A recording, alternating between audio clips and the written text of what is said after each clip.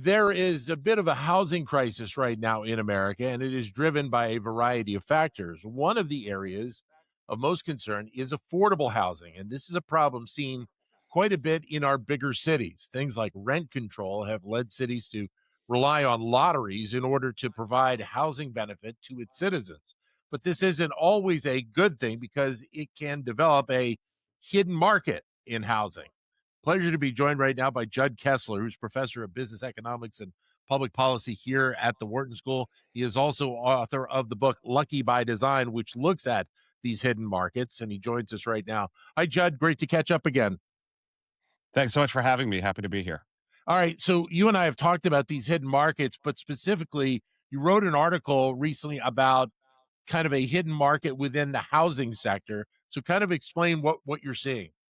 Yeah, so a hidden market is, as you described, a market where there's more people who are demanding something at the prices that they're being charged than we can reasonably serve. So economists like me call this excess demand, more people who want something than we have available.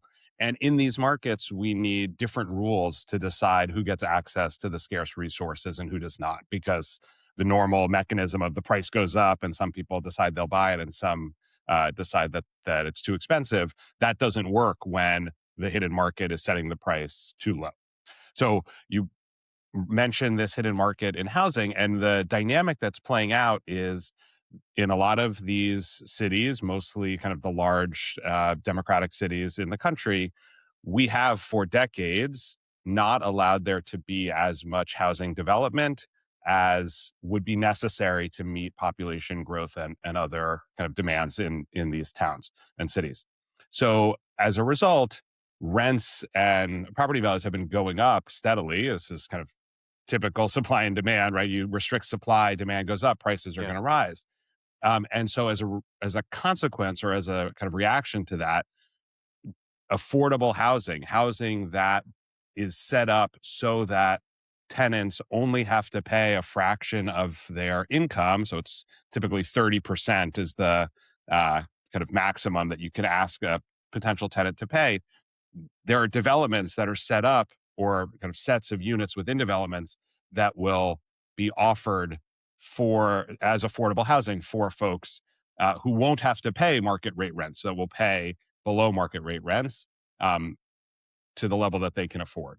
Now, the issue with that is, of course, that there are many more people who want to have an affordable unit because the affordable units are much cheaper than the Right. market rate units. And that is what creates the hidden market, because now you're going to have thousands of people who might want to live in the same unit because they would only have to pay, a few $1,000s a month instead of what might be twice that if they got it on kind of outside of the affordable housing system. Right. And no matter what, when you have the component of lower cost versus supply, lower cost is always going to win out, isn't it? If you are offering something at a below market price, so at a discount, and you're always going to get more people who want to buy the thing Sure. than there are available. That's kind of by definition. That's what it means to be offering at a below market price, and so that's what you see in live event tickets when ticket prices are very low relative to what you could get away for charging, or a lot of people want to get into a hot restaurant and they're giving away the reservations for free, right? These are all situations where you have a below market price. You're going to get a ton of people who want to be the ones to claim it.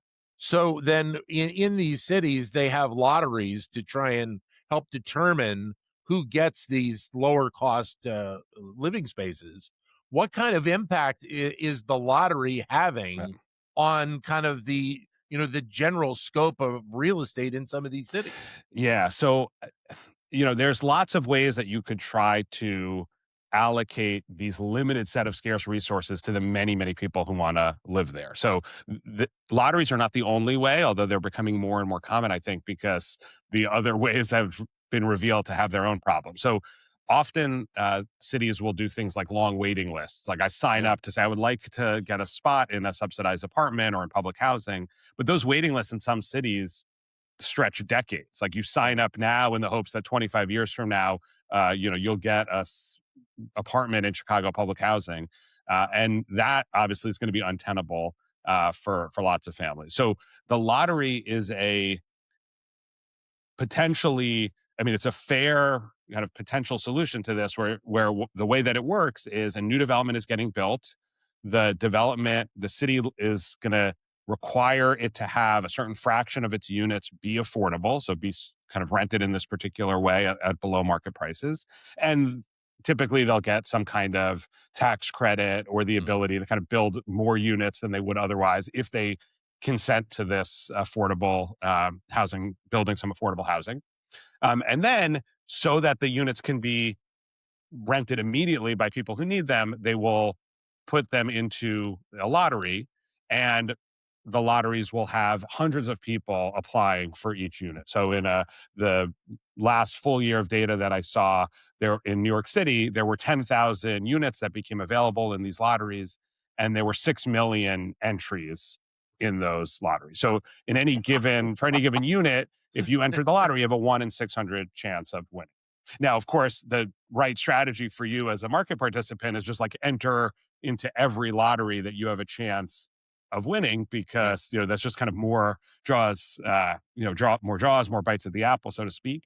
But of course, not every housing unit is your ideal unit. So you often end up entering in lotteries that are for places that you would be happy to live at the very cheap rate, but not your ideal place to live, not necessarily even your ideal neighborhood. That was going to be my next question because you're dealing with the component of where these properties are, and it may or may not be a place that you would want to move to in the first place.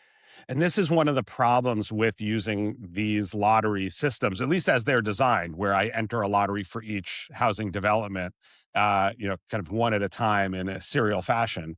Because, say you and I both want affordable housing. Say you want to live in neighborhood A, I want to live in neighborhood B. Those are our first choices. But of course, we'd be happy to live anywhere if we could get below market rates. We could end up winning entering in, all the lotteries, winning in the other person's favorite lottery. So I got a spot in your favorite neighborhood, you get a spot in my favorite neighborhood. There's Right. no mechanism for us to swap our wins, right? I Right. just happened to get lucky in the lottery that you cared more about.